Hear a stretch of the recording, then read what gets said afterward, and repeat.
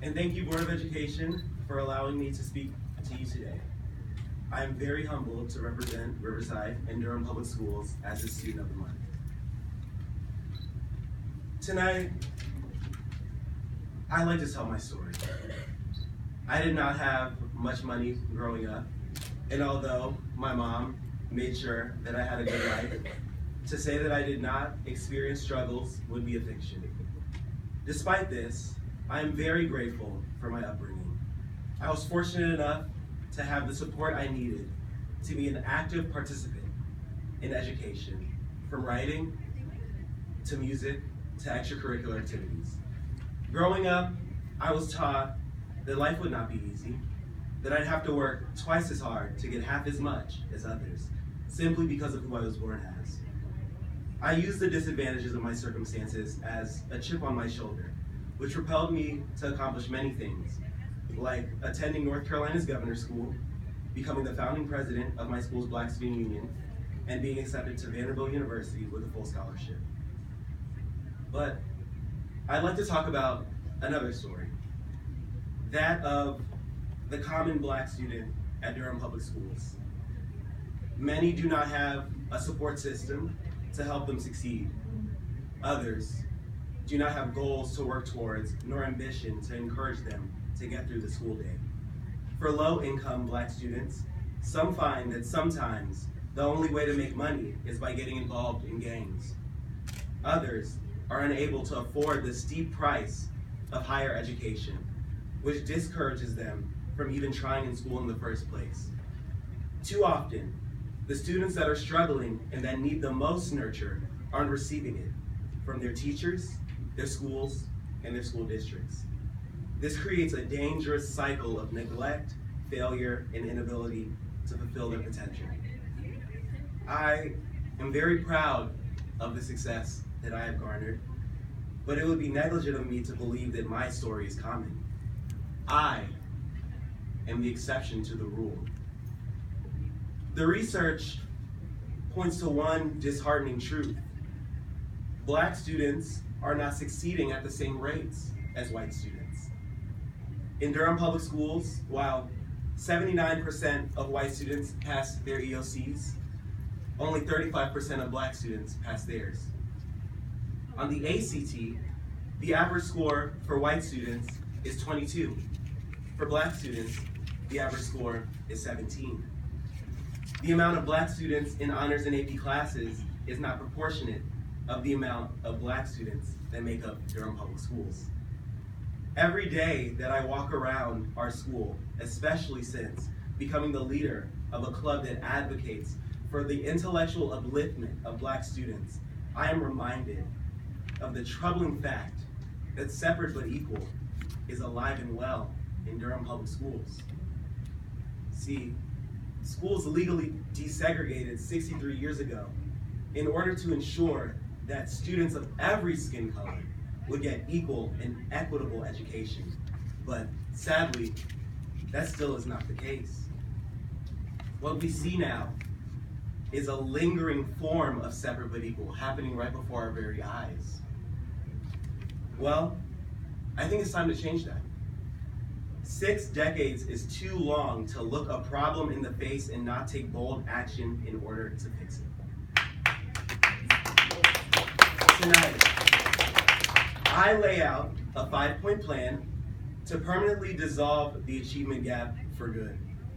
First, I call on the Board of Education in Durham Public Schools to continue to conduct extensive yearly research on the achievement gap in our school district and make it public information for everyone to be able to have open, honest discussion about this very serious topic. Second, I call on Durham Public Schools to increase the amount of students of color they admit in the AIG program. If students of color are good enough to be highlighted on the DPS website's AIG page in order for the program to appear diverse, the AIG program should actually be representational of the demographics in Durham Public Schools. Third, I call on every middle school and high school in Durham Public Schools to identify every student that is academically capable and strongly encourage them to take honors and AP classes. If I can walk into a classroom and guess if it's a standard or an honors class based on the class's demographics, there is a problem. Once students of color see their friends taking challenging classes, they will follow suit, and thus ensure that students of all skin colors are getting equal education. For Riverside, our numbers speak for themselves. 72% of Riverside students who take AP exams pass them. Black students deserve to enjoy in that success as well. Fourth, I call on students already in honors and AP classes to hold student-led tutoring sessions for students that are struggling in school. We as students have a responsibility to uplift our brothers and sisters that need the uplifting. Fifth, I call on every Durham public school to set up daily tutoring sessions for students serving in-school suspensions. Students and teachers should be working with students in ISS to fully grasp their coursework, instead of students being forced to sit in a corner all day, only to return to the class even more behind. For those who say that this cannot be done, well, I happen to disagree. Superintendent Berthelome was very correct when he said that dissolving the achievement gap required a community effort. And Riverside's Black Student Union is a perfect example of the power of students and staff working together in order to better a school. In its relatively short lifespan, Black Student Union has successfully fought for more students of color in honors and AP classes, and has successfully held tutoring sessions for tests like the ACT to make sure that students were getting the support that they deserved. We as students see the injustice in education in Durham Public Schools, and we will not hold our tongues any longer. To people who hold reservations to the points that I propose, I ask of you what I ask of the members of Black Student Union. When there is a problem, what are you doing to contribute to it, and what are you doing to solve it? I would be remiss if I did not thank the principal in my school for gifting me with this beautiful award, allowing me to passionately advocate for these proposals at our school, and for giving me the tools and the support to make it happen. Ms. Williams, if there was one principal that is able to firmly eradicate the achievement gap, you are the one.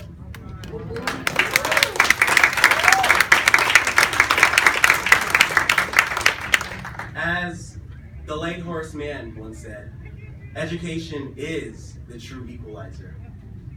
Equality, however, is not something that floats down from the sky without any initiative. We must tirelessly strive for equality in order to achieve it. So for now, I remain the exception to the rule. But I believe that this will not be for long. I have boundless optimism for Durham Public Schools, and I look forward to working with the Board of Education and their colleagues in order to ensure equal and rewarding education for all of our students. Thank you so much for the honor of Student of the Month.